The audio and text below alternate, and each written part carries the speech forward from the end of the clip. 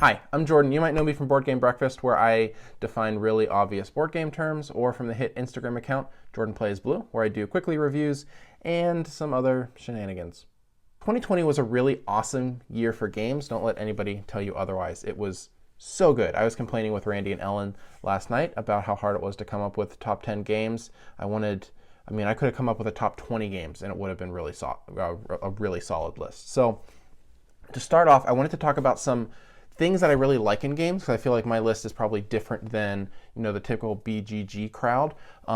So just wanted to go over that real quick. So one, I am most attracted to light or family weight games. I do like some games that are a little heavier. Those are more exceptions than it is to the rule. So I do like lighter games, family weight games, games that are really kind of accessible. I also like games that are quick and have a low barrier of entry. You won't really see many heavy Euro games, really convoluted, really big Ameritrash type games on my list. I just don't get them played, and sometimes they're just too long. I also want a game to look pretty, and I want it to have really nice production value. Nice and easy. And then lastly, I really enjoy games that have a solid mechanic puzzle to solve, okay? So a game that can have some luck, but I really do prefer games that have strategy and tactics in it that give me some choice, that what I'm doing in the game actually means something. So that seems pretty obvious, but just wanted to go over what I kind of like in games. So let's get started. So the first game on my list is New York Zoo. This is the latest polyomino game from Uwe Rosenberg. He did other games like Patchwork, Cottage Garden, Indian Summer, Spring Meadow. Those are similar polyomino games. In this game, you're also drafting tiles and putting them on your board. The primary twist in New York Zoo is that you are going to be filling spaces on your board, but also filling those tiles with zoo animals: Arctic foxes, kangaroos, flamingos, all the stuff that you see in a zoo. And periodically these animals will breed and fill in more areas on your board, and then you can turn those in for bonus tiles and such like that. So this breeding really brings it a step up in strategy and complexity, and it just really makes the game sing. So New York Zoo, number 10. So I mentioned earlier that I love games that they kind of give you a puzzle to solve. And Shifting Stones is a game that does this in spades. It is pretty much straight puzzle game, all right? So in it, there's a grid of double-sided tiles. You're going to put them out on the table, and on your turn, you discard cards from your hand in order to swap the spaces of those tiles, that you're going to be switching the spots. You're going to be turning them over to the other side. That shows a different color. And you're hoping to meet the positioning of tiles for one of your scoring cards in your hand. It plays really quickly. It's one of those games that you finish and you want to try it again. It also has a really cool solo mode that's just kind of almost feels like a button shy game, like a micro game, in its simplicity and how quickly the solo mode goes. So you can just kind of play it over and over again. So Shifting Stones, number 9. Whistle Mountain is easily the heaviest game in my top 10 this year. It's probably more of a medium weight kind of worker placement game, but it has a lot of components, a lot of setup, and it kind of makes you think that it's a heavier game than it really is. But ultimately, it has a really simple engine. You place one of your airships on a space around the board, and then you take its actions, or you take all your airships back and you get to build on the board. The coolest part of Whistle Mountain is how the tiles that you're building on the board, you're going to have these machine tiles and these scaffolding tiles, and they become the worker placement spaces throughout the game. And those are going to evolve throughout the game, between games, because you're not always going to see every machine every game. And so the game is constantly evolving. You're going to have to use different strategies every time you play. And because the actions vary, it just makes for a really cool, just the whole framework of the game is really cool. So I really enjoyed Whistle Mountain. That is my number 8. Cosmic Colonies is number 7 on my list. This is another polyomino game. All right, so in this game, you're going to be playing cards to boost actions. And whenever you take your actions, you're essentially collecting resources or buying these polyomino tiles. You're putting them on your board. That's supposed to represent like a planet, asteroid type thing. You're covering different types of terrains on there with these space buildings, I guess. I'm not totally sure. But the cool part, a couple cool things about the game is whenever you play these bonus cards, you're then going to pass them to your neighbor. And so and then you get a card from your neighbor also. So the cards are constantly rotating around the table. If you have a really good card, your neighbor's going to have it next time, and then their neighbor's going to have it next time. And so those cards are going to keep passing around, kind of sharing the wealth, sharing the love of these cards. But ultimately has a really simple engine, really easy to get into. I really love it. That is Cosmic Colonies, number 7. All right, my number 6 game, Camp Pinetop. This is a light worker movement game where you're going to be playing as scouts on a camping trip. You're going to be moving around the forest, trying to achieve goals to collect merit badges. It's super cute, super charming. It has a really similar engine to Ticket to Ride. So you're drafting these colored cards, and then you're going to collect sets of the color cards in order to complete objectives around the game, right? And so the sets that you're collecting, though, are going to constantly be changing as your workers are on different spaces on this grid board that's out there. And then as you're moving through the merit badges and moving through your ranks, you're going to be collecting different sets, almost collecting sets of sets at certain points, which is really cool. It all comes together really interestingly. It's really accessible. It's really cute. That is Camp Pinetop, number 6.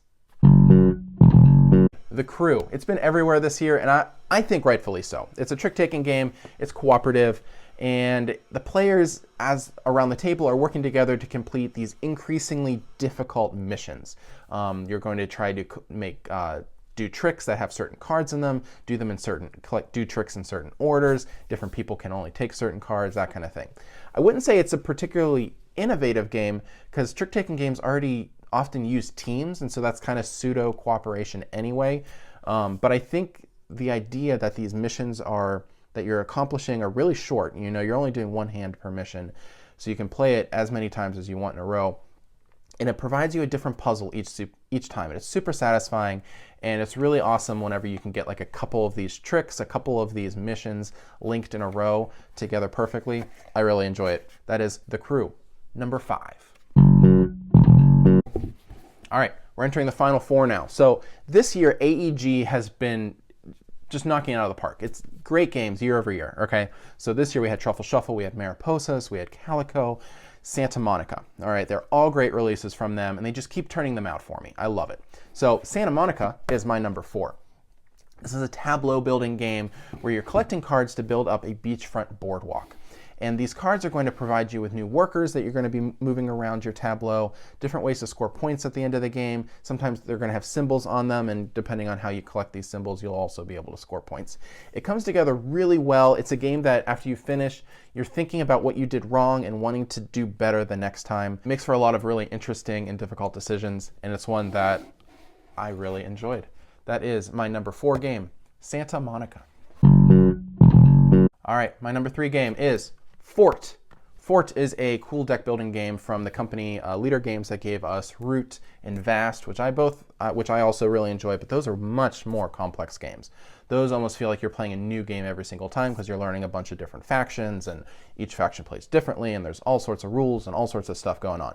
Fort is a much more streamlined, it's a much more focused game. It gives a couple nice twists to deck building though. So each card is going to give you 2 different actions, a top action and a bottom action. The top action can be followed by other players. Sometimes you have to discard a card that matches the symbol. It's similar to an older deck building game called Eminent Domain in that way, which I also really enjoy. The other twist is that the cards that you don't play in the round go face up on the table in front of you, and the other players have a chance to draft cards from your cards. And so these are all friends, your kids, you're building this fort, doing different things, eating pizza, playing with toys. And so if your friends don't feel like you're playing with them enough, they can defect to other groups of friends, which thematically is super fun, but also really tough to decide, hey, if I don't want to play this card right now, Rachel might take that card from me, or somebody else might take it, and I might not see that card again unless they put it out there and then you take that card. So a lot of fun. You're constantly having to make those tough decisions, and the engine in it is really smooth. The artwork is fantastic. I love this artwork. It fits super well. Has the same artist as Root and Vast, but with kids and with kind of that playground feel, it just works super well. That is Fort, my number 3. So Sonora, yeah, it's got that gimmicky flicking thing, but to be honest, it really works, all right? So the flicking gives you a different way to randomize things. Instead of using cards or dice that most of these kinds of games use, you're gonna be flicking onto this board. It also gives a nice spatial aspect to that part, you know, where your disc lands is where it's going to go, right? So ultimately, though, this is kind of a roll and write game in which you're completing different sections on your board.